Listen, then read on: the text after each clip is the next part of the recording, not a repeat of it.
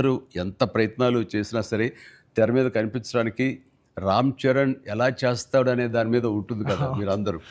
బాగా నటించాడని నిన్న వాళ్ళ అమ్మ అంటుంది. బాగా నటించాడన్నది కరెక్ట్ సర్టిఫికేట్ కాదు రేఖ, కరెక్ట్ మాట కాదు.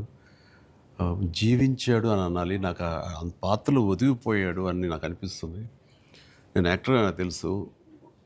అవతల క్యారెక్టరు ఏడుస్తూ మనల్ని ఏడిపిస్తే కనుక అది నటన.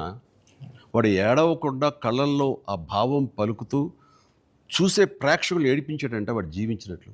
నేను అక్కడ ఒక క్యారెక్టర్ చూస్తున్నాను తప్ప చరణ్‌ని చూడట్లేదు. పెద్ది కనపడుతుంది నాకక్కడ.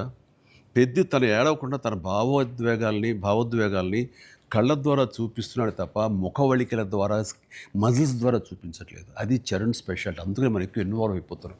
అవును సార్. ఏం నటించాడు అనొచ్చు. చాలా గొప్ప గొప్ప నటులు ఉండొచ్చు. వాళ్ళ సిస్టమ్ వాళ్ళ విధానంలో చేయొచ్చు. కానీ భావోద్వేగాల్ని లోపల ఫీల్ అవుతావు. ఫీలింగ్‌ని మునిపంట నొక్కి పట్టి ఎక్స్‌ప్రెస్ చేస్తూ ఆ కళ్ళ ద్వారా పలికించడం. అది చూసి మనకి అరే! నువ్వు ఏడిస్తే బాగుంటుందిరా అనొచ్చు. కానీ మనకి గుండె పిండేస్తుంది.